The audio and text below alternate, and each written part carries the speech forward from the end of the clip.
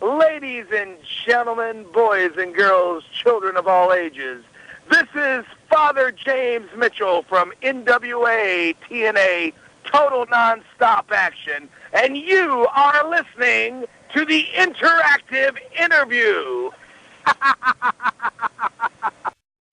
Interactive Wrestling Radio.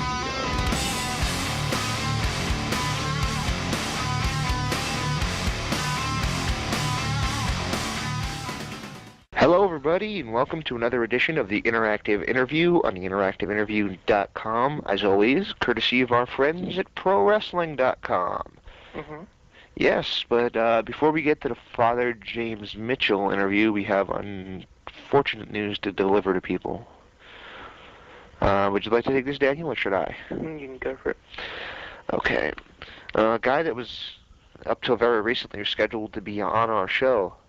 I think his name is Jerry. I'm not sure if I'm pronouncing it right. I'm fairly sure it's Jerry Toot. Better known to you guys as The Wall and Malice. Passed away. Basically, the reason for this intro is during the interview we asked why his appearances were so sporadic. And James Mitchell basically says that he hopes that he's back on the roster soon. Well, that's not really an option. That's not funny, actually. So, me and Dan spoke to Jerry Toot's father before, way before he passed away. I am assuming it's his father, but, you know, this one, just like the last one, struck me hard, you know. So, just wanted to let people know that before you listen to this interview and think that James is making a sarcastic remark, he's not. It's was recorded a couple days before Jerry passed away. Enjoying what you're hearing? Be sure and check out WrestlingEpicenter.com on social media at Facebook.com/WrestlingEpicenter, on Twitter at James Epicenter, and of course, WrestlingEpicenter.com for 24-hour news updates, our interview archives, and all the other information you've come to expect from the Wrestling Epicenter. Hey, this is James Thorne with Emergency Post Warning. You're listening to the Interactive Interview. If you don't like that, sorry about your damn luck.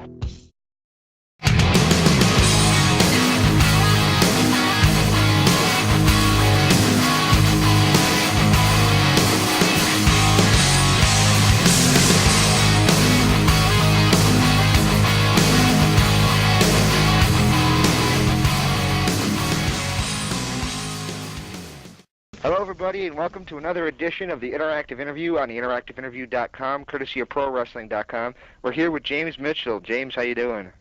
I am doing fine, guys. It's lovely to have you on the show. It's a pleasure to be here. All right, first question we've got for you is, how did you get involved in wrestling? Oh, God. You know, this is one of those questions that you get asked 5,000 times. Right. So over the years, I've come to a way to consolidate it so it doesn't eat up the time from the more time for the more pertinent questions. I lied, conned, and swindled my way into the pro wrestling business. I was a fan. I actually became a fan by default because I used to get my ass beaten by a couple older. After that, I mean, wrestling was different then than it is now. You don't have, back then you didn't have, as far as I was aware of, schools that you could go to, like you could the WCW Power Plant or whatever, right? Right. Pretty much, you either had to be born into it or something like that. I mean, it really was like the circus or the mafia, you know? So, as I got older, I'd been a singer and all that shit. Oh, hold on, can we say shit on? Yes, you can. Go ahead. You don't have to censor yourself. Okay. You can say whatever you like. I was a singer, and I realized as I got older and I was trying to make a living as a singer that my whole act came from everything I watched as a kid watching wrestling. You know, I mean, I was into Dusty Rhodes, Ric Flair, Blackjack Mulligan, Roddy Piper. I'm talking like 1980 Roddy Piper. You know, I mean, right. Old school wrestling stuff, and I really was kind of like a heel. a heel singer. And I realized that I got off more on cutting promos on the crowd and things of that nature than I did actually singing. So I put all my eggs in one basket, and I started trying to follow the wrestling train. And one thing led to another, and then here I am. Anyway, I mean, it really was a long, ugly trail. I mean, literally, like working for guys who had wrestling promotions where you're wrestling under a tent or under a tree somewhere. I mean, just a lot of craziness. But anyway, I eventually, I believe the ascension consisted of going to South Atlantic Pro Wrestling was my first TV. After that, I went to Smoky Mountain Wrestling, which Jim Cornette had. Then I went to WCW, then ECW, and now I'm in TNA. Who were some of your musical influences? Some of my musical influences. Interesting. And you know what? Nobody listening to the show is going to have any idea what I'm talking about. My musical influence, well, actually, Frank Zappa is a huge musical influence. But even, I mean, actually, Frank Zappa is more of a spiritual influence. Frank Zappa, a brilliant guy, very talented composer. He's almost like my what would you call it? The closest thing I can compare to the Virgin Mary to me. Frank Zappa, brilliant guy, witty guy. However, as a kid growing up, to answer your question, I was a metal kid. I was an Elton John fan, heavy metal kid. So, through the 80s when I was attempting to be a singer, I did the whole heavy metal groove. So, all that abhorrent nonsense that existed then I was into. However, as I got older, I began to get into people like Ray Charles and Joe Cocker and blues singers, real soulful type of stuff. And now that I make the majority of my living as a singer, even though I will often dip back into the old songbook from my youth, depending on the crowd, I'm pretty much a crooner at this point. I mean, I'm all the shit that my parents used to listen to, that I used to make fun of because it wasn't as cool as Black Sabbath or whatever, I'm into now. So, like, I spent a lot of time singing Johnny Mathis and Bobby Darin and Frank Sinatra and stuff like that. Which is also funny because when people see me show up, and of course I'm always in gimmick, Right. I always look like the devil. So I start singing my stuff, and there's always the old ladies who are frightened at first and they fall in love with me. In fact, they're following us right now. That's another story. But the old ladies always fall in love. Deep into the archives here to remember. But I think I wanted to be a wrestler, but I realized that I was not ever going to be big, Right. And there were the kids you went to school with who were the football players or whatever, and they were athletes, and they followed that whatever regimen they had to. I remember vaguely as a kid looking at Superstar Billy Graham. He used to have all his great shots in the Bill After magazine. Right. So I got a weight set. I'd pump weights or I'd grab a bull worker. You guys probably don't remember that. Something called a bull worker. And I kept thinking I was going to be big and strong and famous like Superstar Billy Graham. And it wasn't going to happen. So anyway, the turning point for me when I decided, like now, and you guys may not even understand it because I don't know how old you are, but after 1990 or 92, wrestling managers ceased to exist, really, right, for the most part. But back in the old days in the WWF, you had the Grand Wizard, Captain Lou Albano, and Freddie Blassie, the three wise men of the East, I believe they called them. In the NWA, you had Bobby Heenan. In the NWA, you had guys like Gary Hart, who was a big NWA manager. You had J.J. Dillon. I mean, you had a lot of colorful characters. And Jimmy Hart, another one. Jim Cornette also. Colorful characters. And to me, they were the most exciting part of wrestling. And I mean, that's to me, they were just the ones I watched. I mean, other than the exception to the rule, which would be somebody like a Dusty Rhodes or Ric Flair. I mean, and again, if you look back at old wrestling tapes in the 70s, Right. A lot of the promos and stuff weren't very good, but the people that to this day could still wow a crowd would be your Terry Funks, your Dusty Rhodes, Ric Flairs, people like that. But anyway, other than them, the wrestling managers were the most colorful characters, and that's what drew me into it. What was your opinion of Smoky Mountain Wrestling? I loved Smoky Mountain Wrestling. Smoky Mountain Wrestling to me, you know, I went, like I told you, I bullshitted my way through the business. And so, I mean, you got to figure you're dealing with a bullshitter dealing with lesser bullshitters than himself for hundreds of years, right? Right. I mean, I didn't know what I was talking about, but I was so full of shit that I impressed the morons I was trying to work for, right? Right. So by the time I got to Smoky Mountain Wrestling, Jim Cornette, who was such a talented, bright guy, he gave me really my first break. And even though it sucked, because I was managing a mummy. Are you guys even aware of that? Vaguely. I only got to see some Smoky Mountain tapes because I was in New York at the time, so we really didn't get it. So I was brought into Smoky Mountain Wrestling under the name of Daryl Van Horn. Pardon me while I light a cigarette. What an informal fucking interview. Anyway, I was brought in there as Daryl Van Horn, and they had me do the gimmick that Sabu's uncle, the Sheik's manager, did as Daryl Van Horn. So I was wearing like a fez and, you know, looking like a guy from Turkey or something, right? Right. And I managed a mummy. Now, the mummy sucked. You know, he was a nice guy, but the whole idea and the whole gimmick sucked. But Jim Cornette let me say and do anything I wanted to. Now, looking back at it over the years, if I were to give a seminar to anyone, which I've considered doing over the last year or so, but if I was to give a seminar about how to cut promos, I would actually show footage of myself from back then and saying this is how to not do a promo.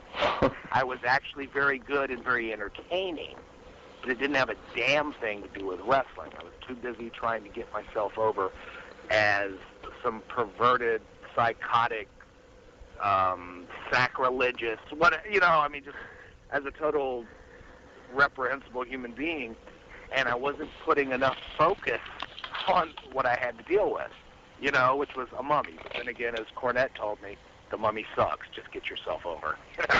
But no, Smoky Mountain was great, and that was the first time I was around real veterans, because back then you do indie shows, and you might get one or two veterans that would be the draws, but other than that, you had a bunch of morons, right? Everybody was as green as a leprechaun's dick. And oops, can I say that? Yes, you can. Yes. Anyway, so you get the veterans, but the veterans didn't want to deal with a bunch of ass-kissing greenhorns that are all, asking them for autographs or wanting to take pictures with them and shit like that. So Smoky Mountain was the first time that I was around professionals. Everybody in that company, for the most part, was a seasoned professional, and it really was an eye-opening experience. I loved being there. Excluding Smoky Mountain, what were some of your highlights of your career prior to your entrance to WCW? Prior to, did you say WCW? Yeah. There really weren't any highlights. I mean, again, you got to look at, 14 years ago, I thought anything I did was great. And to this day, I am very guilty of watching myself 1,500 times when I get home and throw the tape in that I've recorded from my previous performance. Right. But back then, prior to Smoky Mountain, I did nothing that was notable. Smoky Mountain, again, although I did a lot of things out of context, I had some really cool shit that I did there.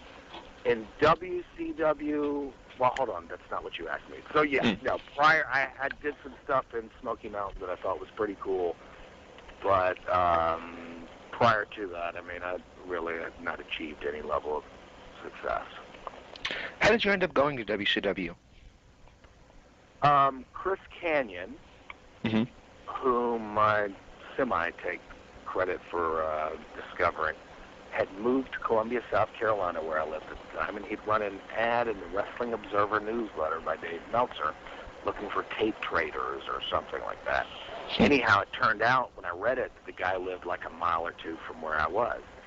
So I hooked up with him, and he told me that he was a wrestler, and you could tell that he was a very talented guy, but he hadn't been trained exactly right. I mean, as green and stupid as I was then, I was like having to teach Canyon how to lock up properly, you know. So whatever. I mean, as bad as my introduction was, his was worse, apparently. But I could tell from the tapes he gave me that he was a very talented guy. So I hooked him up with Fabulous Moolah, who had a wrestling camp in Columbia, South Carolina. Mm-hmm.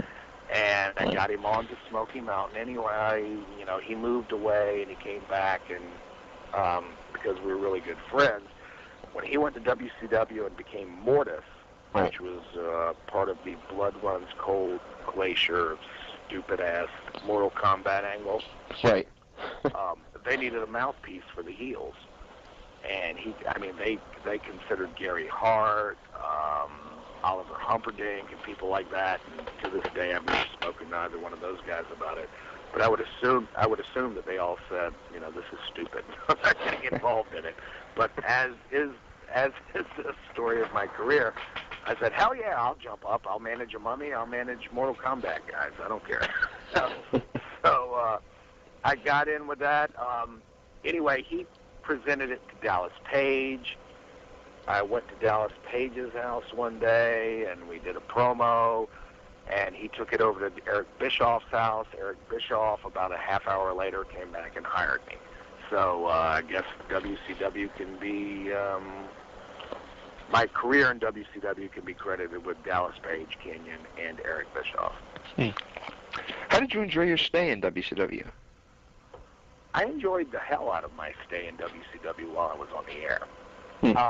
The day I got hired, Eric Bischoff told me, you know what, we're going in this NWO direction now, right. And pretty much this angle that you're being brought in for is going to die. I mean, he told me, the day he hired me, actually he hired me a couple weeks earlier, but the day I actually went to the CNN Center, right, and met with him, he said, this angle's pretty much dead in the water, so don't do anything stupid, don't buy a house or anything like that. Right.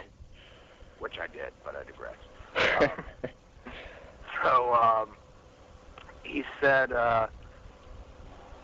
you know, this angle's stupid, you know, we're pretty much giving up on it, but we're going to give you a shot. So it wound up being a situation where I muddled my way through it. I was having a lot of fun because I was making the most money I had by a long shot at that point in my life. I was getting on television, you know, and on, you know, I was marking out for myself. You know, right. I had a lot of fun with it. However, I was signed there for 2 years initially. So I was pretty much there for 10 or 11 months nonstop on television. Right. And then after that, I ceased to be on TV. Right.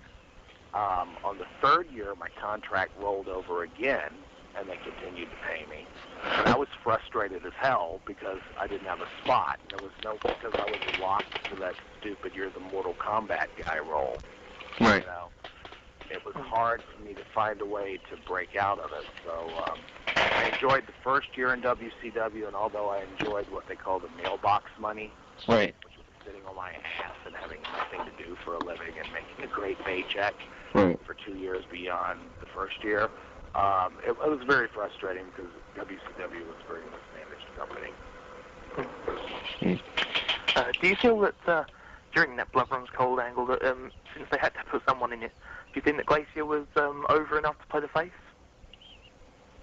Do I have to run that question by me again? Since somebody had to play the face in that angle, do you feel that Glacier was a good choice and that he was over with the crowd enough to go in that angle? No. Nobody involved, myself included, was over enough to be in an angle they invested that much money in. WCW spent hundreds upon hundreds upon hundreds of thousands of dollars to make this thing happen, right? Basically because Eric Bischoff was a karate mark, right? And he figured he would come up with something that would appeal to kids in the same way that I would assume, you would try to do something like Japanese anime-based wrestling now, right? Right. Masters of the Universe, or whatever the hell it was called at the time, was a big deal with kids, so they were kind of trying to cross-market.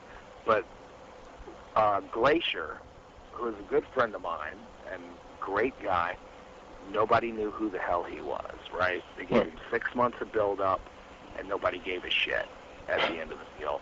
And that part of that is WCW totally dropping the ball, Right.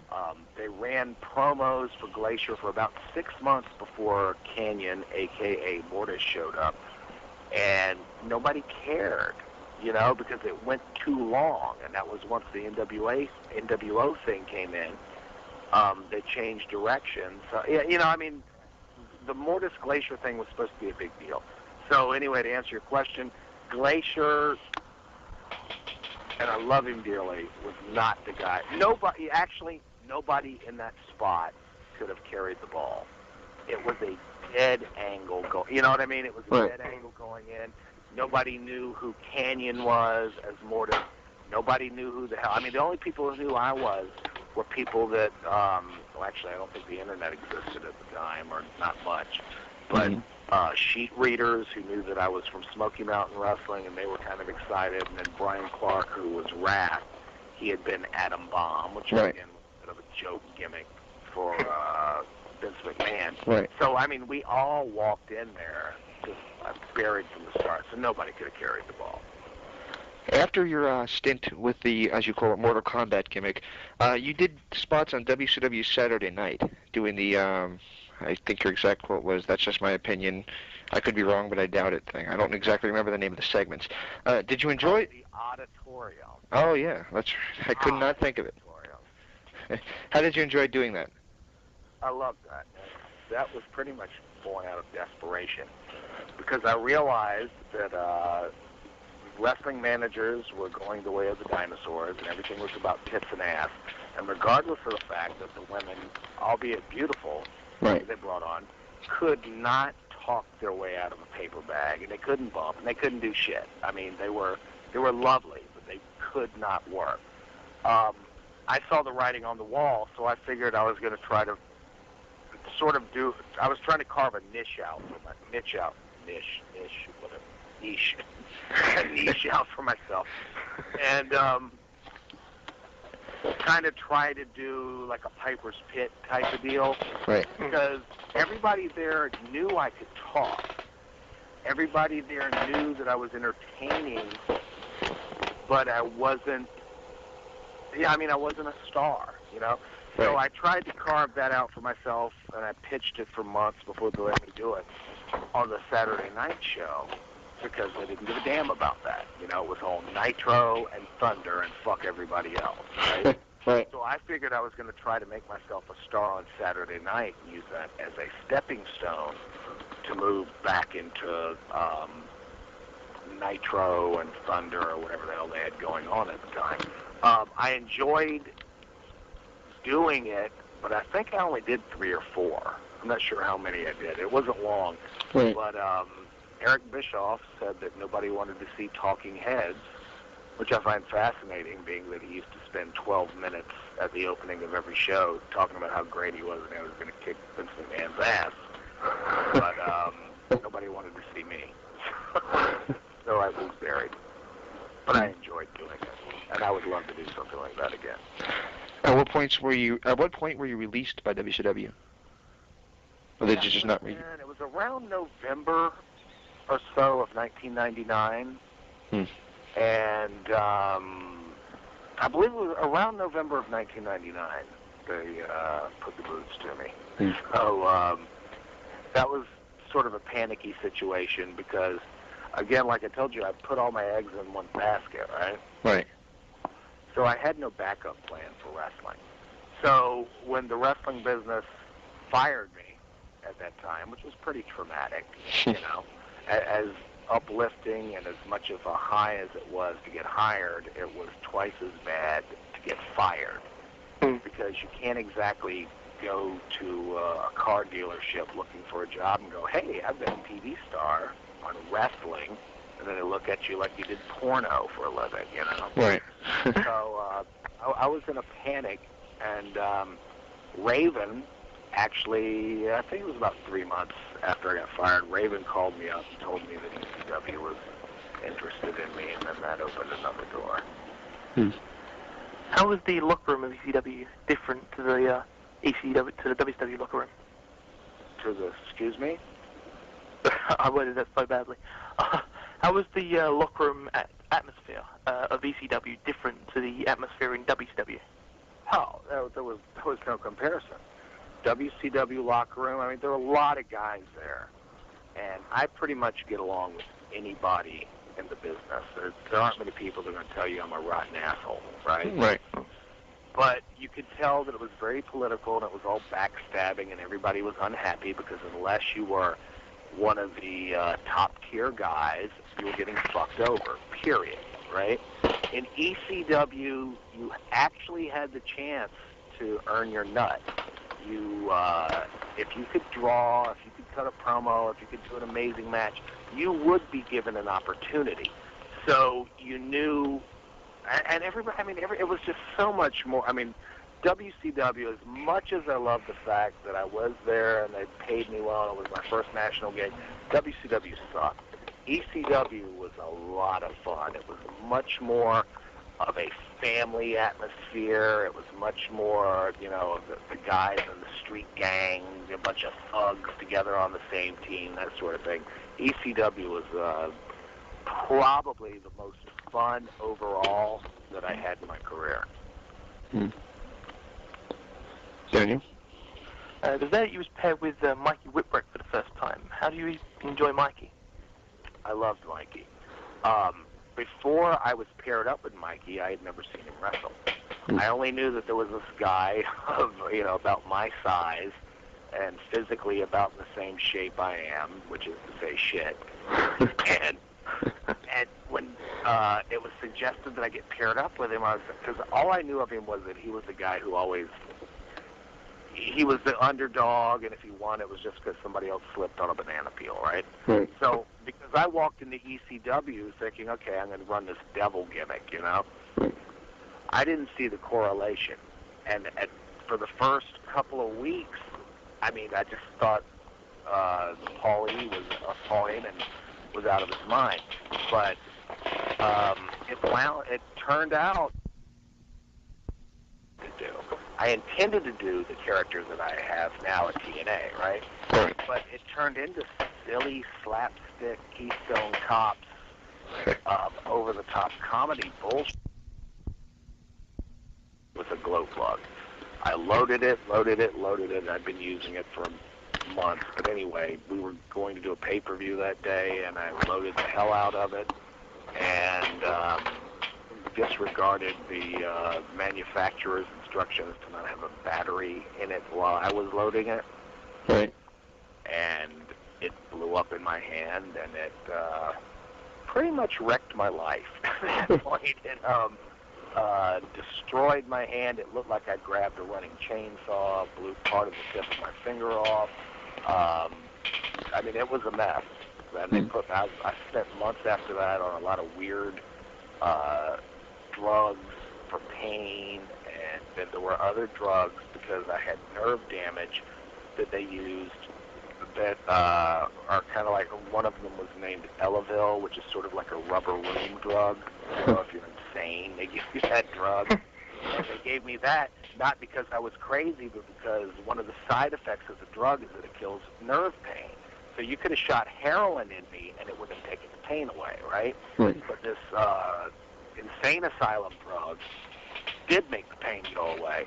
The side effect of that is that it made me stupid. So I'd be on my way home, and I'd drive 75 miles past the house. No, I'd wind up. I'm going to Kissimmee, Florida, but I'd wind up in Tampa.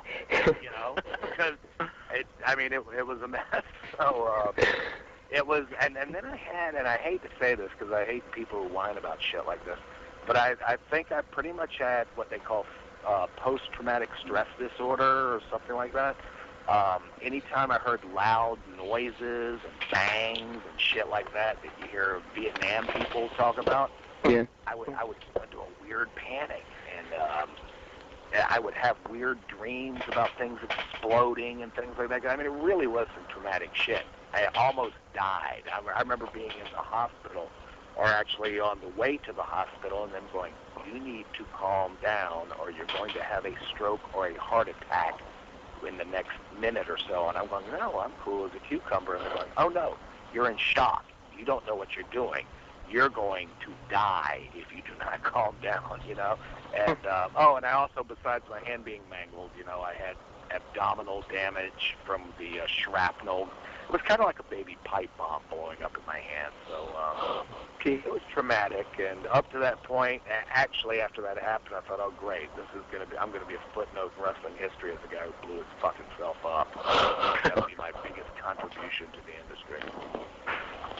On NWA TNA, you listed a long list of injuries that came from the incident. Were every single of those injuries true, or was it part of a gimmick?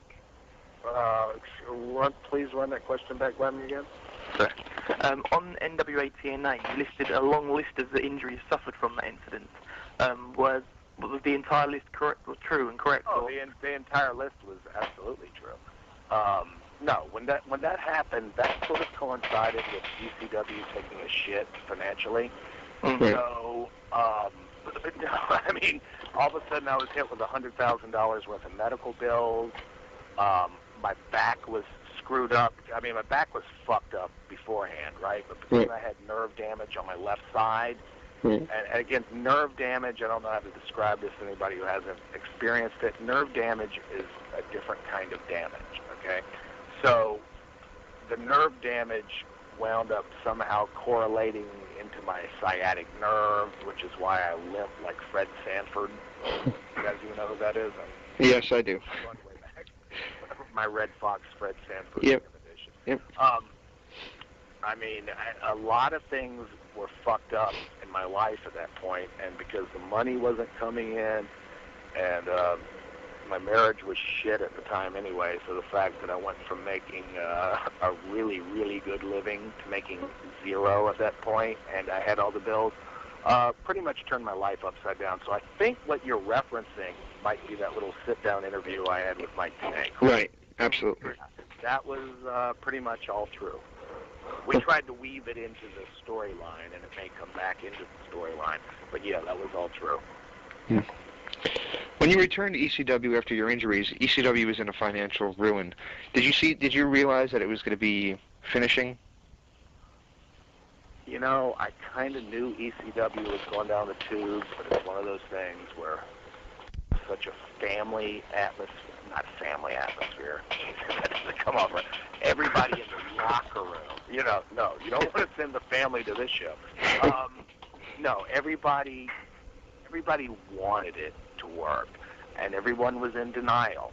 And everybody, I mean, I love Paul Heyman. Paul Heyman did, he's one of a handful of people that totally took my career out of the shitter, you know? But Paul Heyman, as much as I love the guy, can be absolutely full of shit. On the other side of that, I'm not stupid, so I know when he's full of shit. Even though I wanted to believe he was not full of shit. I mean, we knew it was going down, you know? Right. We knew, and he'd throw us a bone here and there, and whether the bones he threw us were true or not, I don't know. But, I mean, we desperately wanted it to be real, and we desperately wanted it to work, but it wasn't going to happen. So, yeah. After ECW closed, was there any talk between you and Paul Heyman about going to the WWE? Yes, I think there's probably talk with everybody who worked with Paul Heyman about going to WWE. But the situation at the time was that, again, managers, for the most part, didn't exist. I may have been the last manager in the business at that point. I could be wrong. I think Don Callis wasn't exactly a manager, and Gertner had ceased to be a manager. Jimmy Hart was no longer on TV. Yeah, I mean, he talked to me about it, and in fact, I spoke to WWE, or WWF at the time, about it, but, there was a lot of phone tag and a bunch of bullshit. Nothing came of it. Where were you working during the gap between your time in ECW and when you turned up for NWA TNA? What was your question again? Was I working? Yeah, where were you working in between the time of ECW and when you turned up in TNA? I was unemployed for about 10 months after ECW closed. Okay. Which goes back to the Mike Tenay sit-down interview, which was pretty much true. Whatever money I had accrued went out the door, And I really, over a period of time, I got to where I had to sell everything off that I owned. I was screwed because I went from being poor white trash to making respectable living, right? Right. But I never saw the end of the tunnel. I didn't realize that it might end, right? Right. So I was living a lifestyle that I couldn't afford to continue once wrestling died. So once that happened, I was unemployed for 10 months, which fucked my whole life up. Anyway, tough bastard that I am, I kicked out. No free count on me. Anyway, because I had been a singer as a kid or a teenager or whatever, that was my focus before I got into the wrestling business. I wound up, sitting around and going, okay, what the hell am I going to do with my life now? Nobody cares that you were in wrestling. Nobody cares that you were on shit. If you can't work on a computer or do something, if you don't have a marketable skill beyond being the devil, it's kind of hard to walk in and get a gig with those credentials. So I went back and looked at what could I do, which was I could talk and I could sing. So I wound up starting a karaoke business, and Canyon was kind enough to loan me the seed money to get started, and it's wound up being very lucrative. So I go to resorts, and there's some days when people sing all day, and other days where I'm the featured attraction. Nobody else does, But it turned out, because I live in Kissimmee, Florida, which is Disney World, and back to wrestling until TNA wound up calling, because I was actually comfortable with working a few hours a day and being lazy and getting drunk for a living. Right.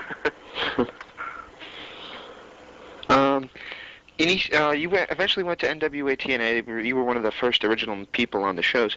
What was your opinion of the show at that time compared to now? I think the show now is a lot better than it was then. I think for quite a while in TNA's existence, they were throwing things against the wall and trying to see what would stick. Right. And I think it took them a long while to find their formula. And frankly, up until my angle with Raven, I wasn't 100% happy with how I was utilized. Mm-hmm. But around the time, which I guess was late June or early July, that I got involved with Raven in that angle, I think that they started to get things to come together more than they had they started to find their footing, Right. They found what worked. They'd been through midgets jerking off in trash cans, pulling guns on people. They'd been through trying to do the really old guys that nobody gave a shit about. They'd been through putting all the focus on people nobody knew about. They finally hit their stride about then. So it was kind of a bumpy road. There were times when I thought TNA wasn't going to continue to exist, but I'm glad that I stuck around, because the angle I wound up doing with Raven really is the highlight of my career. One of your first disciples was Malice. Why was Malice so sporadical in his appearances with TNA at the start? Because he has a deal in Japan. And, you got to be gone for 3 or 4 weeks at a time, and then you're off for 2 weeks, and then you go back to Japan, or however it works. So I think he was somebody they had pegged as a money player, because he frankly could make a hell of a lot more money working for Japan 3 weeks a month than he could working for TNA and doing indies in the States. He just, and I'm not saying that he'll never be back, but as of right now, there's too much money for him to make in Japan. So they can't write a storyline around him, because he's not available enough. There was talk on the internet that he could be used to play the role that was eventually filled by Vampiro. Was that truth or just rumor? What, you mean during the Raven angle? Yeah, during the Raven angle. I never read that. Nobody said that to me. I don't know. No, I have no knowledge of that, so I don't know. I've spoken to him probably twice in the last 3 months, but I haven't heard anything about TNA trying to bring him back. What's behind your own sporadic appearances, disappearing for a few months here and there? My own sporadic appearances? Yeah. You'd have to call TNA. I don't know. I think pretty much everybody gets kind of cycled in and out, and I thought I was done. I thought I was done with TNA. I thought I was done with the wrestling business, and I was going to focus just on singing, up to the point to where they brought me in with the Raven angle, right? Right. So it was my understanding that angle was supposed to carry on considerably longer than it did. But I think with Hogan coming in and things like that, they had to suddenly shuffle things. Right. So to answer your question, my sporadic appearances, I think they go with what they think works for a little while, and then they try to switch shit up. I don't know. I think this last run that I had gave me an opportunity to prove myself as being able to operate at a main event level. So I think that when I come back, that my appearances will be less and less sporadic as opposed to before. You spoke heavily about your feud with Raven, but how about the final match with Raven? Oh, where he beat my ass? Yeah. You know what? That probably, if I had to make a highlight tape of my career, right, that would be on it. And if I had 10 minutes to give, I would give 6 minutes, excuse me, to that. I was scared going into the match because, A, I'm not a wrestler, and I've always over the years thought that it looked like shit every time you had non-wrestlers involved in things. I thought it looked like shit when Eric Bischoff tried to wrestle. I thought it looked like shit when they had, the females over the years, ballets get involved in things. I just always thought it looked bad, and I thought that it looked stupid for the wrestler right, to have to sell for a manager, right? And right, of course, I'm about as fucking unathletic a guy as you're going to find, right? Fat beer guzzling pig. So, I'm not, you know what I mean? But my main concern was that I was going to get blown up. Now, are you guys familiar with the term blown up? Absolutely, yeah. I wasn't afraid that I wouldn't be able to perform. I was afraid that I was going to run out of wind. Right. Because I would be at ringside and have to run from somebody or something and be sucking air for 5 minutes after that happened, and that didn't even involve a match, right? Right. So when I went into the match, I was scared as hell because it wasn't that I was afraid I was going to get hurt. It wasn't that I was afraid of anything of that nature. It was just that I thought that I might fall down with cramps and not be able to breathe, and then it would suck, you know, and the way everything was laid out, although, I mean, I certainly wouldn't call it a good wrestling match by any stretch of the imagination, I was proud of it because I was able to, I mean, the match told a story. Right. You know what I mean? Right. No, it wasn't Gone with the Wind. Right. It told a story, and it effectively blew off the feud.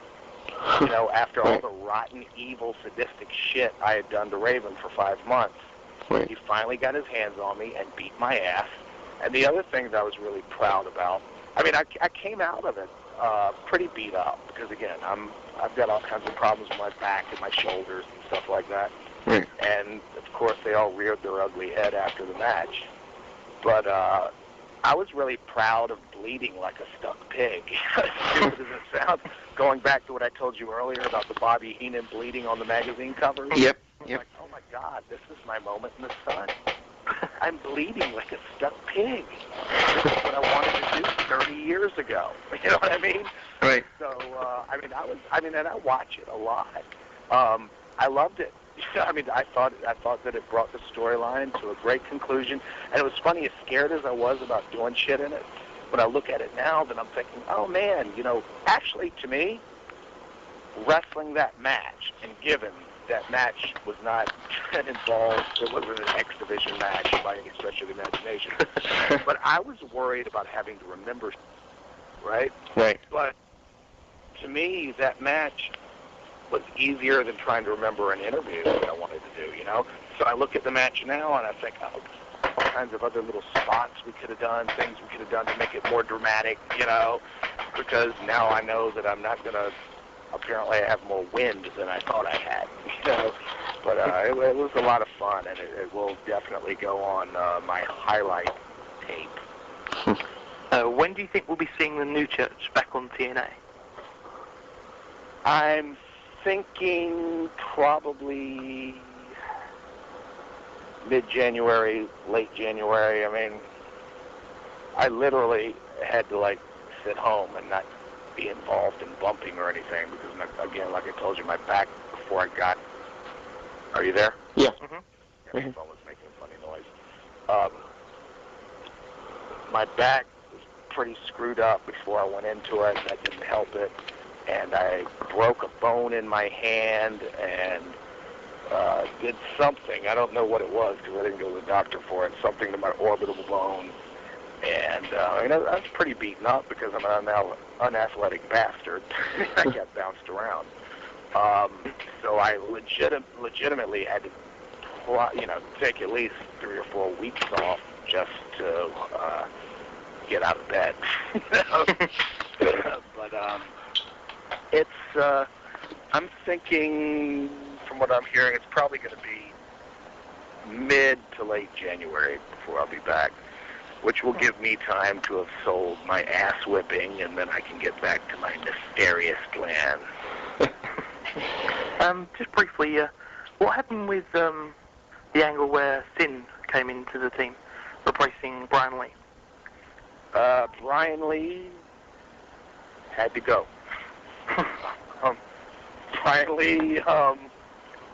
Brian Lee had to take some time off, and we needed a replacement, and Sin was there. He was the right man at the right time, you know. So that's how that happened. And just one other question. Literally standing in the corner at the right time, at the right place. He went, "Where's Brian Lee?" Well, guess what? You're in the church. One quick question. What is your memory of shaving Raven? Oh, God. Shaving Raven. You know, that, when I did it, I started noticing the blood and shit was coming out of his head as I did it. And I remember before I did it, I asked Jeff Jarrett, I said, man, is there anything I need to know about these shears? Bro, these were not hair clippers like I used to trim my beard. You know, these were made for shearing sheep. These are serious, violent clippers, and they look like shark teeth, you know? And if you look at the tape, they get a close-up or two of them, and you'll get an idea what I'm talking about. Right. So I started doing it, then as I started shaving his head, and I had the goddamn things turned upside down, which I did not realize. And I'm peeling his scalp off. But, I mean, what are you going to do? Are you going to go, oops, I'm sorry? Or are you going to act like a sadistic motherfucker and just start digging in, right? So that's what I did. And as I came to the back, I was thinking, oh, God. I mean, I had it in my mind. I'm going to let Raven take me in the back room and beat the shit out of me away from everybody because I fucked up, right? Right. But, I mean, so... And then you've probably heard about the infamous backstage incident over that where he was pissed off because I hurt him. Anyway, I think in retrospect, I think Raven would probably even agree that it's better that I fucked up and scalped him instead of doing it the other way because it made for great TV.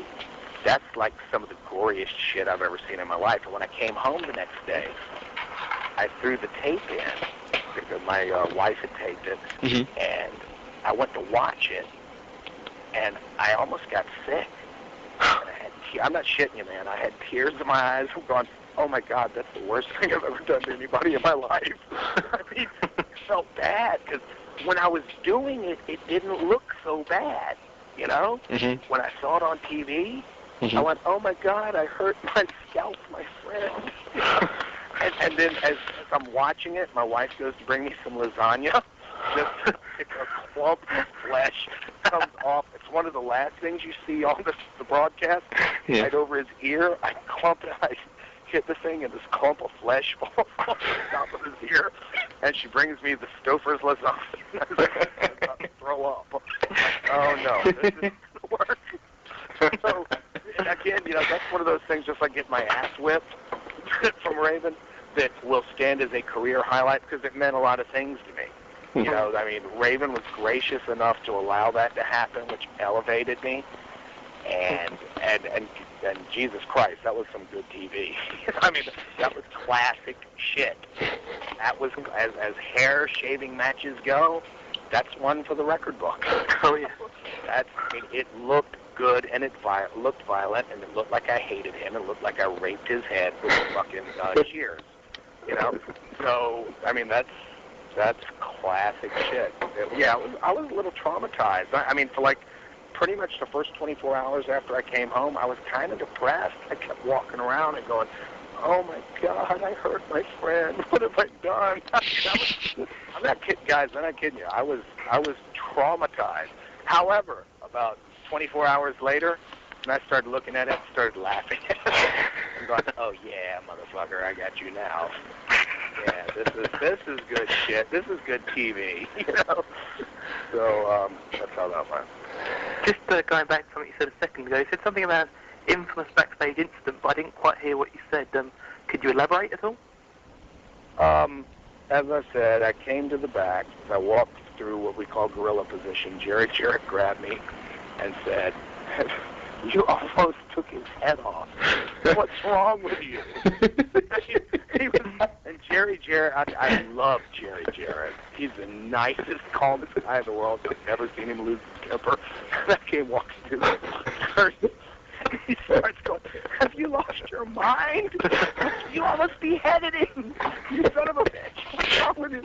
And I'm going, I asked Jeff what to do. He just told me to turn the clippers on and start pushing. Upside down or what? I didn't know. So like I said,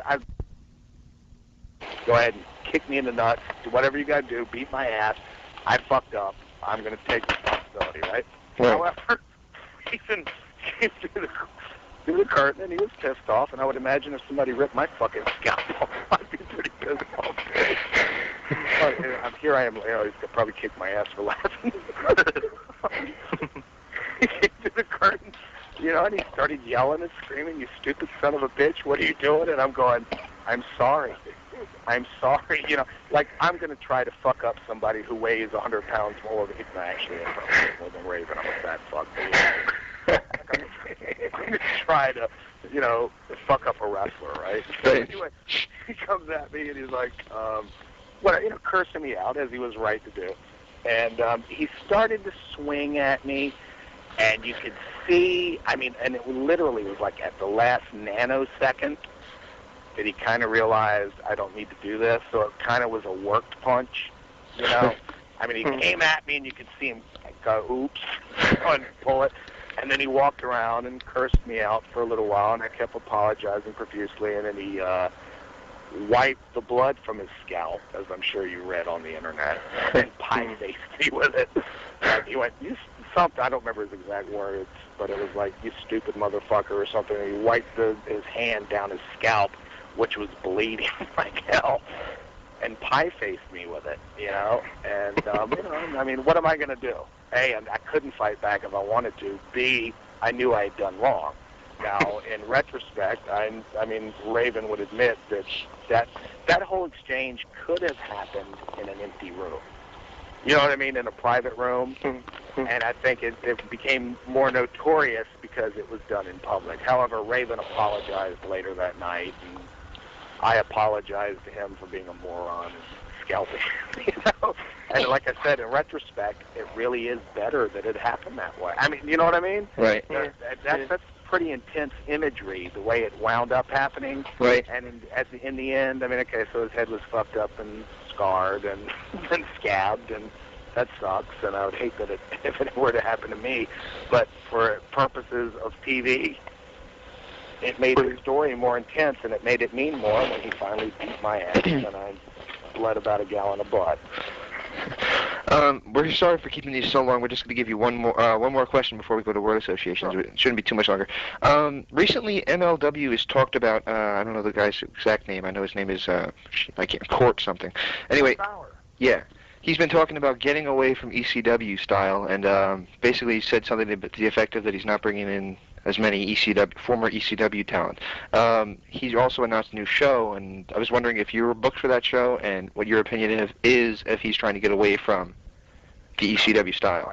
I'm not booked for the show. I worked a few shots for MLW, primarily because he was running here in Florida. Honestly, I really don't do indie shows because I make too much money doing what I do singing.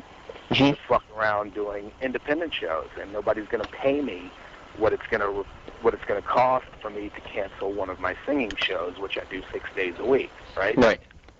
So, I worked for Court. 3 months, 4 months. I'm not sure how long it was, but my only real criticism. It was kind of fun. It was like the old home week because it was the whole ECW production crew and that sort of thing. Right. But I also thought when I watched the show that it really came off too much as trying to make catch lightning in a bottle twice or something like that, Right. ECW was ECW, and it's over, out, and done, and, let it die. I think that he was on to the right thing with what they called the hybrid wrestling or whatever, right. Where it was, I think the emphasis should have been on the phase one of his show, more of the Japanese X Division type of, just right. different from ECW. It really, if you look at their tapes, it looks kind of like a second generation ECW knockoff, Right. Everything's the same. They got the same damn cameraman, Charlie Bazizi, who I love. Mm-hmm. But, everything looked the same. It looked like 1993 ECW, which I think kind of worked against them. You know, as charming as 1993 ECW was, you can't do that anymore. The wrestling has evolved and moved on. So from what I understand, anyway, I worked for Court for a few months. And to this day, I'm not exactly sure what happened. I don't know if it was a matter of funding or what. But I was informed that I would be phased out of these storylines, which I was. So I hadn't spoken to him since then, but I mean, I'd love to see MLW take off because I think it's good for the wrestling business to have several viable companies. You know, I think it makes everybody work harder when there's competition, and I think it actually is better when everybody's kind of different. Right. So if he can find his little spot and his little spin on things, I think it'll be great. Just like TNA's spin on things is different than WWE's, you know? So, I mean, I wish the guy well, but I don't know that I will be back. Hey, Daniel, why don't you take word associations? Indeed. We're just going to go into word associations now, where if you've got a story about someone that you haven't already told, then by all means tell it. Or if not, just give a one-word answer. Is that okay with you? Okay. Right, first name is Eric Bischoff. Not the friendliest guy in the world, but he gave me my first national job, so he gets thumbs up from me. And also, he's a very talented performer. Flash. Cornerstone of the new church, one hell of a worker, an underrated worker, good friend, and somebody who I hope will gain much more success in the wrestling business than he has previously. Sin. Don't know him very well. Damn nice guy. One hell of an artist. And he bled like a pig for us in the chain match. Good guy. Brian Lee.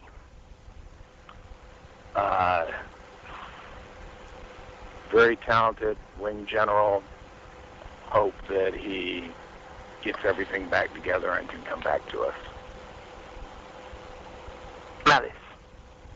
Malice. Mm-hmm. One of the nicest guys you'd ever meet. A very loyal friend. Dedicated to the business. Just a really great guy. And I'd love to work with him more.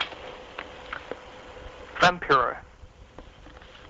Don't know Vampiro very well.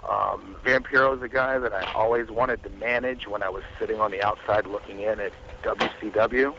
Mm-hmm. But, you know, I always thought he was a guy that would fit right with my gimmick. I didn't get a chance to work with him more than, a month or so, 6 weeks or something. But good guy, like his gimmick, and I wish we would have had more time to explore his character and work with it. Christopher Daniels. One hell of a talent.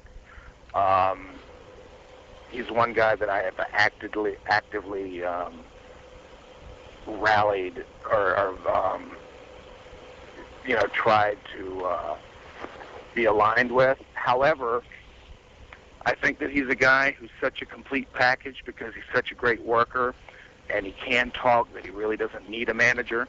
So as much as I enjoy working with him, I think that to have me with him, I mean, and I've worked with him a few times. Right. But I think that it detracts from him, you know? The FBI. Talented guys. Guido and, God, who was the other FBI? Tony Mamaluke. Oh, God, Tony Mamaluke, my buddy. Great guy. Super, super, super talented guys. I can't say enough about either one of them. Great stuff, and they had great matches with Whipwreck and Tajiri. And the final name that I'm going to give you is Paul Heyman. Paul Heyman. The Jewish answer to James Carville. He's a mad scientist. He's brilliant. He's insane. He's infuriating. He's full of shit, yet he's absolutely honest. I love the guy. As much as he drives me crazy and anybody else, I'd love the opportunity to work with him again. And I got one. This will be the final one. Chris Kanyon. My best friend in the business. I would take a bullet for him. He has literally saved my life on occasions. You know, just, I can't say enough about him. I think he's terribly underrated. And I hope that somebody finds something to do with him up here in New York. just a very, very talented guy. We can't thank you enough for your time. Is there anything you'd like to say to your fans? Hey, keep watching. Thank you so much for your time, and stay tuned for more from the interactive interview. Hey, this is Mike Awesome, and you better listen to the interactive interview, or I'll come out of your computer and body slam your ass.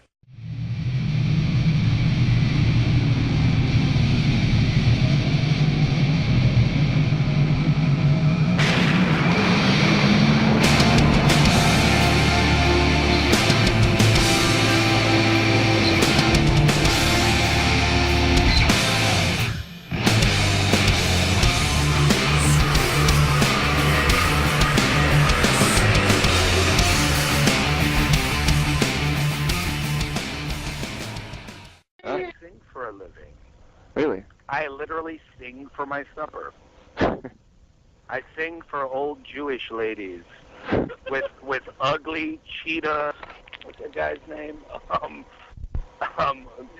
Not Neil Diamond. Who's this guy? No, Eddie Cantor. Do you know any Eddie Cantor? He's better than Neil Diamond. I like him. Welcome back. That was Father Mitchell telling us a little story about his singing career. This was a fantastic interview, and we just wanted to say that wherever there's chairs, we'll be there.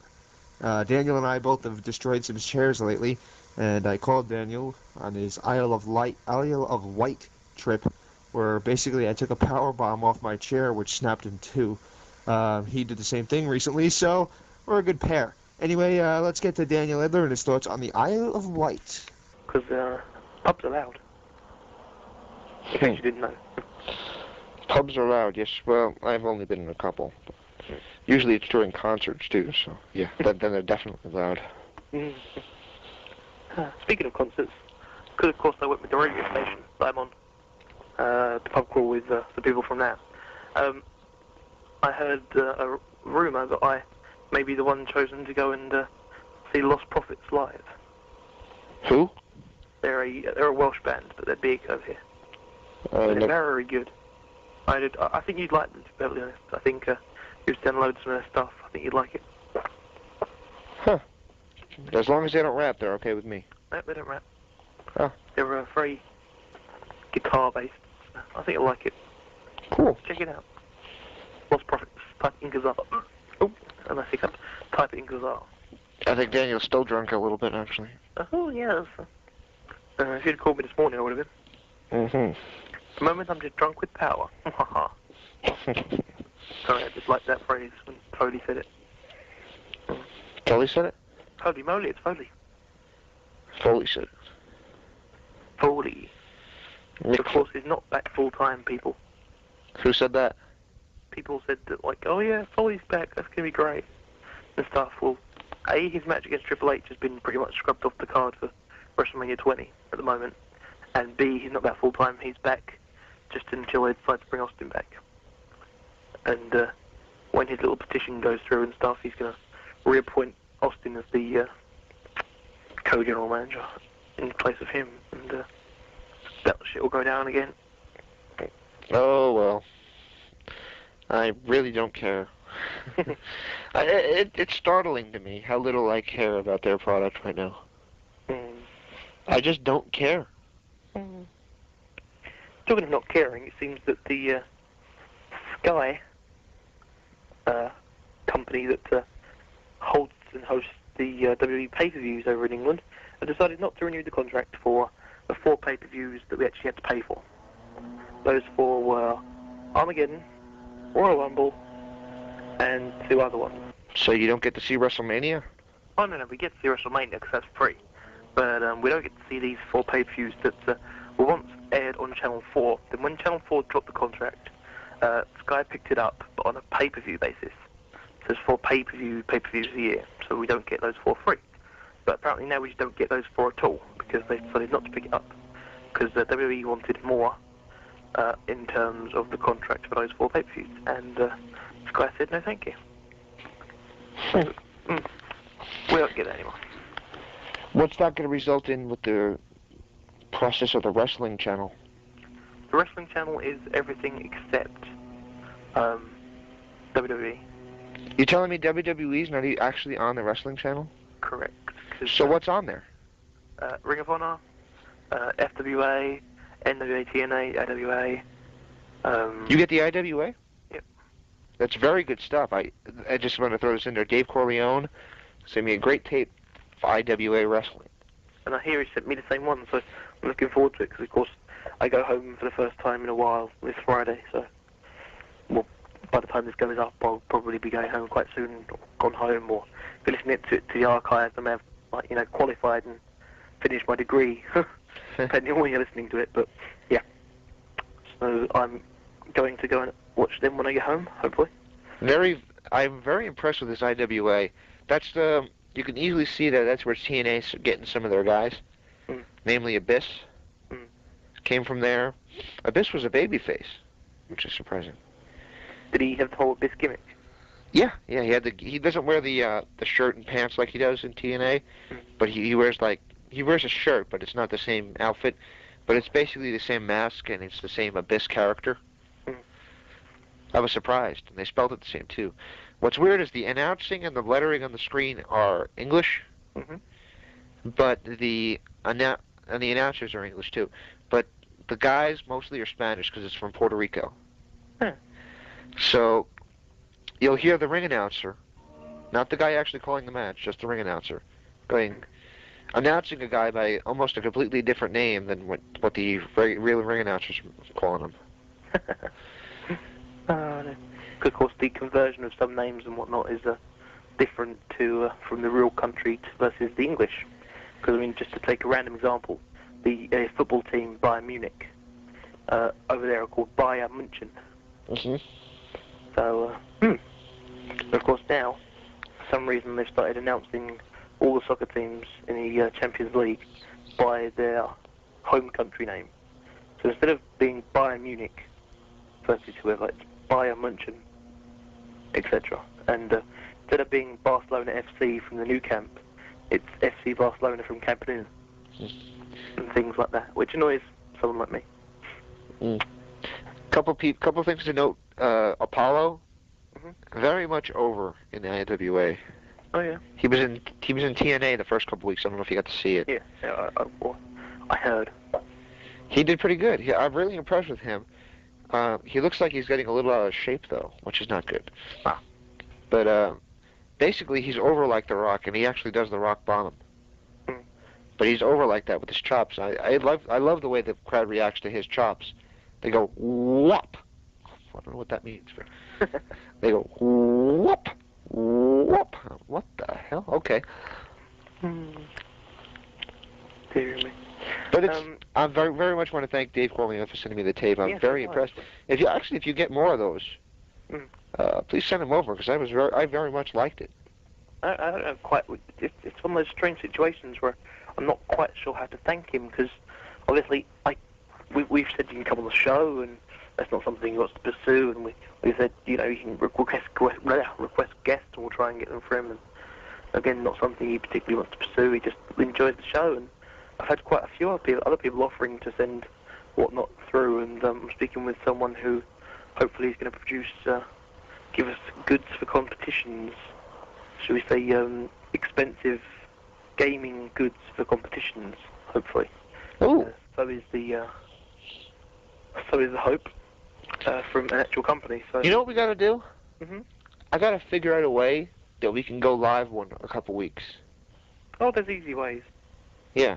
There's lots of ways, but to be honest, I don't think it's a good idea because I think we're better when we're mixed and produced as opposed to something live. Because something live would involve a lot of kind of multitasking, and I'm personally not very good at multitasking. I'm going to have a guess that you're not because you fall asleep when you call guests and whatnot, so I'm going to guess you're not good at multitasking. But I could be wrong. I'm not good at it either, but what I'm saying is... What was I saying anyway? I wanted to do that for the contest more than anything, so we can be live on the air, have a free phone line, and just have fans call in. Interesting idea. Then we could do TNA Live or something like that. I thought my socks smelled. My friend's socks smelled, but it's not. It's my socks. Sorry. Oh my God, Daniel with a shocking announcement. I had some weird announcement yesterday to a friend on AOL. I just kind of realised. I looked down. I was like, oh look, like the top that I'm wearing kind of matches my underwear because they had the same colour stripes and everything. I was like, wow, I'm underwear coordinated. Wow. So. These are the kind of things. These are the shocking announcements that you'll only hear on this show. Mm-hmm. I mean, you're not going to hear Oprah Winfrey say anything like that. You're only going to hear Daniel Edler, James Walsh say that their shirts match their underwear. Exactly. I pay to hear Oprah talk about. Actually, no, I'm lying. I wouldn't. Not in the slightest. I'm a complete liar. I'm a complete liar. Well, she's married to a gay guy, so she'd probably like anybody to hear about her underwear. Oh. Is she? It's odd that you never see Stedman and her together. Who? Stedman's her husband. All right, I see. So I think he's gay. All right. I think she might be gay too. Oh. That'd be interesting. The only reason I say that is because it's usually the gay people that like to put themselves on their own magazine covers every month. Rosie O'Donnell, Ellen DeGeneres. Follow along. Rosie O'Donnell? What? What, Rosie O'Donnell's like? Gay. You didn't know Rosie O'Donnell was gay? Wow. That's impressive. She didn't have that kid. She adopted. She's gay. She's a lesbian, and she's got the butch haircut now, too. Oh, dear. She looks like a demented Chucky doll. Oh. Poor girl. Yeah, I'm not a big fan of hers. Okay. Well, Father James Mitchell's interview was excellent. I think we'll make some news with it. Next up, will probably be Johnny Swinger. We have Chris Jericho. What? Of course, you actually mean Johnny Swinger, not Jerry Swinger. Johnny Swinger. I said Johnny Swinger. No, you said Jerry Swinger. Okay. Just like you normally say Johnny Storm. Johnny Storm. Well, what we did, what's his name? I still can't think of his name. Jarrell Clark. Yes. I called him Jarrell. Mr. 360 Jarrell Davis. Yeah. That was bad. And then he's like yelling at me, no, I'm like, no, I know this. I've actually seen you work. And he wasn't yelling. He apologized for correcting you. He corrected you because it's his gimmick. I mean, you got his gimmick wrong when you said it. Right. And he apologized for interrupting me. But yeah, but I was just saying, damn, I fucked up. I usually don't fuck up like that. I'm not quite as bad as you did there when sort of kind of saying, so, when you didn't actually say Jarrell Davis, but for some reason, you called him Jarrell Davis to me once. I said, well, he's not Jarrell Davis, he's Jarrell Clark. He said, I know that because I've seen a load of his matches. I know his stuff and stuff.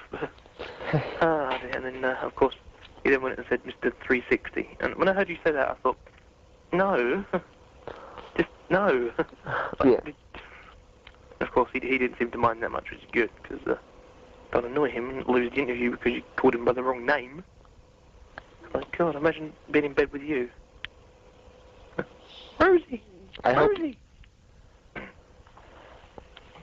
So, I'll pretend that didn't happen just now. I'd advise anybody listening to this show to try and forget the best you can.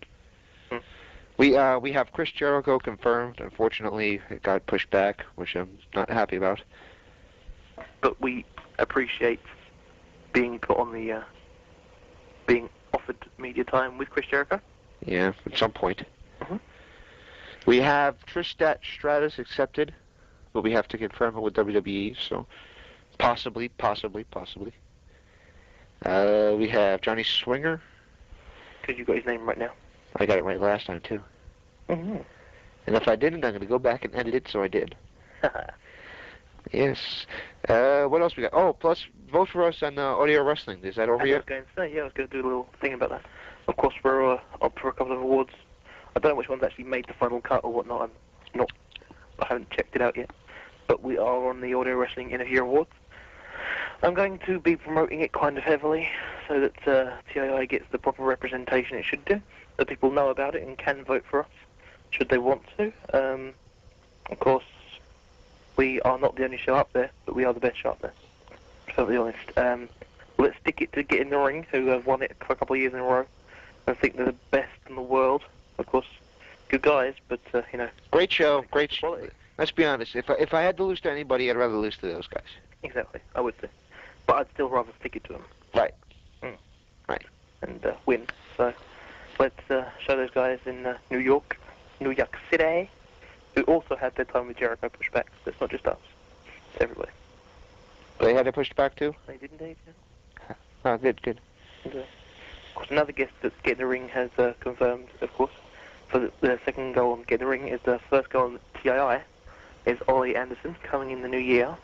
Confirmed. Ollie Anderson, yes. Good. Also, of course, we have interviews recorded in the archives. The archive with Asia's gone up, of course. Finally, Yep. we've got Finally, we're sorry to Asia again. and but we now still have Sid to go up. Sid, yeah. We're going to put that up eventually. Maybe in MP3 format. Yeah. And of course, Jarrell Clark, we did actually do an interview with. James managed to keep the right name for long enough. And we have, of course, our huge mammoth interview with Missy Hyatt sorted. And That is going to be probably one of the biggest TII episodes to date. Mm-hmm. By the way, Dan, if you're taking notes at home, this would be interview 54. All right. Okay. 54. Are we going to say like every show now, like TII 54. 53, 52, 51, blast off. I don't think we're going to count that backwards.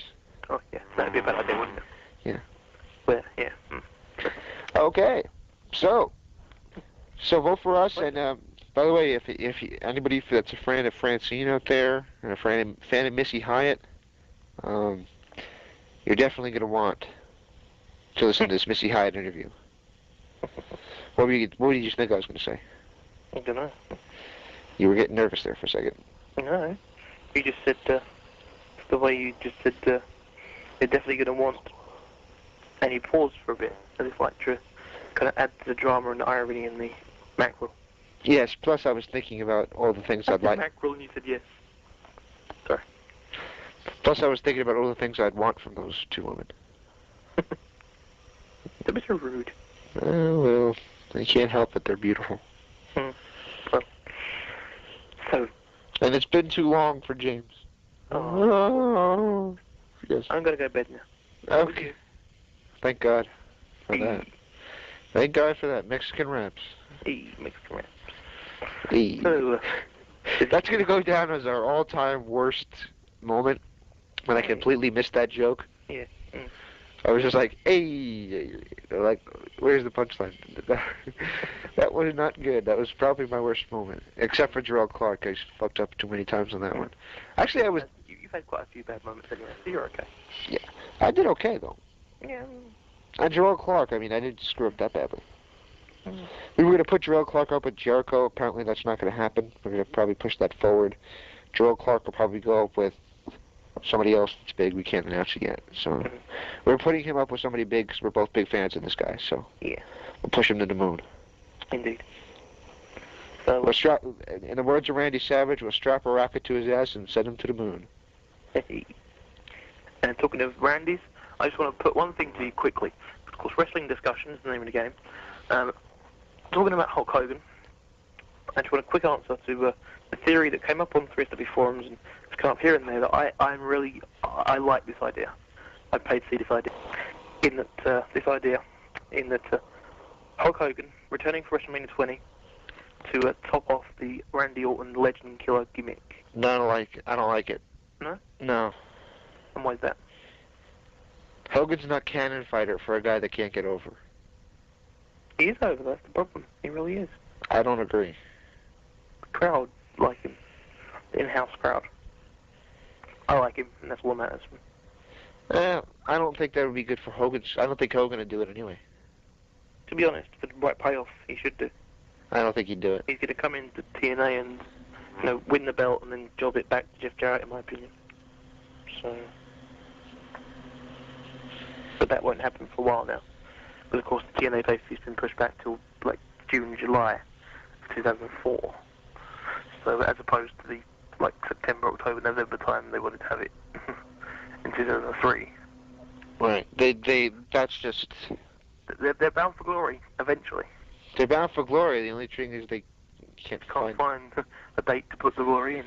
Yeah, where's the glory? It's like the woman who used to do the White Castle commercials. Where's the beef? Well, where's the glory?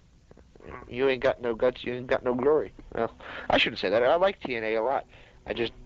You don't announce the biggest superstar of our time and then not deliver.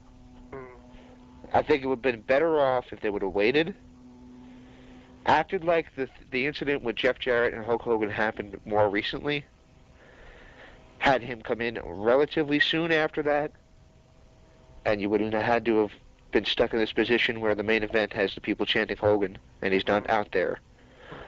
And they're not just saying, it's quiet. What? That's a bad cover. Say they're chanting... That really was an absolute terrible cover.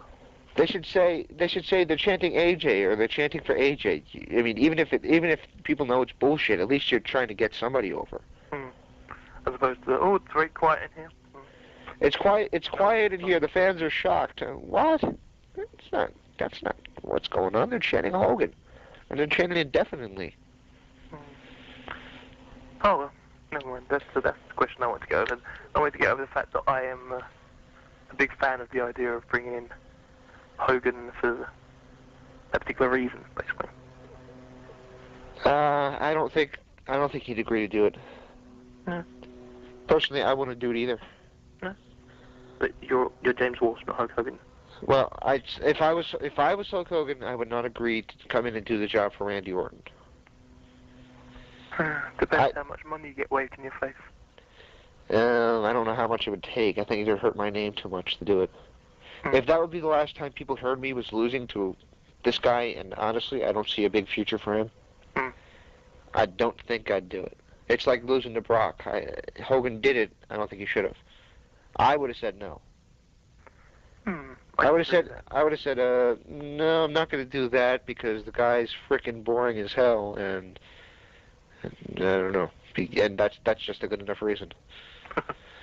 He's just boring as hell. So. I'm sorry, I don't like Brock. I pretty much made that clear. Yeah. Oh well. Somebody made a good point to me the other day. His name looks like it's Deanne, but it's actually Dean. He's a guy. I checked it out. No, that did not sound good at all. That did not sound good at all. Oh dear. I asked him.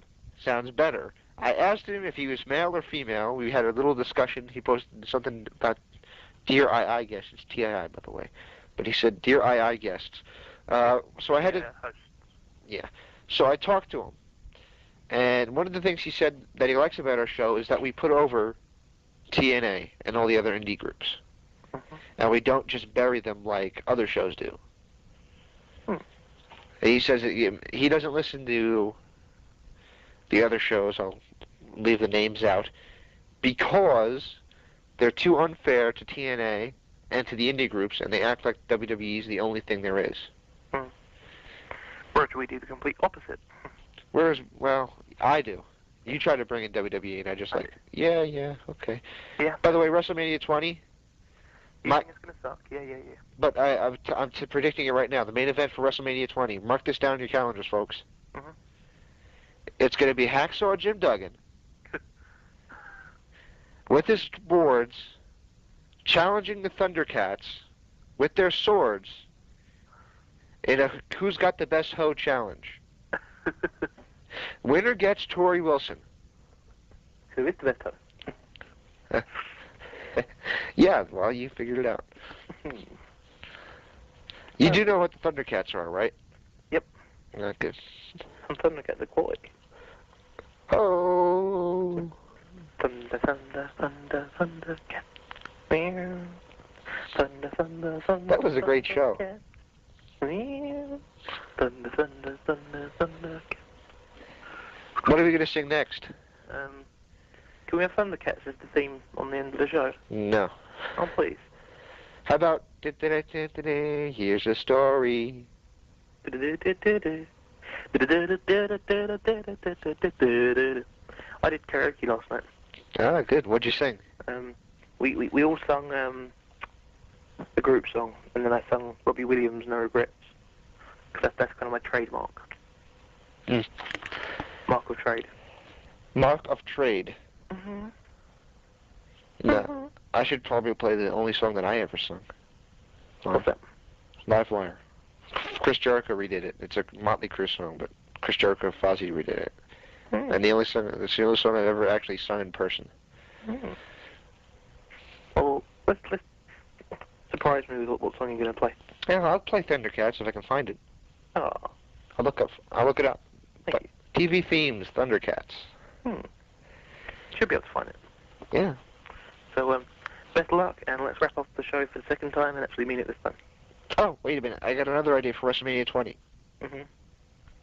Ted DiBiase can come in the ring and tell everybody why they're going to hell. No, I love Ted DiBiase. I'm just kidding, though. I hope everybody gets my humor. What else? Let's see. What else? He couldn't come over for ex-wrestling.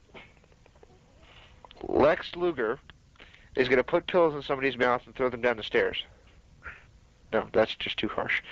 What else? Bret Hart is going to have a Hell in a Cell cage match with Mick Foley. Now, that was Hitman's idea. What else? Andre's going to sit up from the grave like The Undertaker and come out and challenge Hogan for a rematch.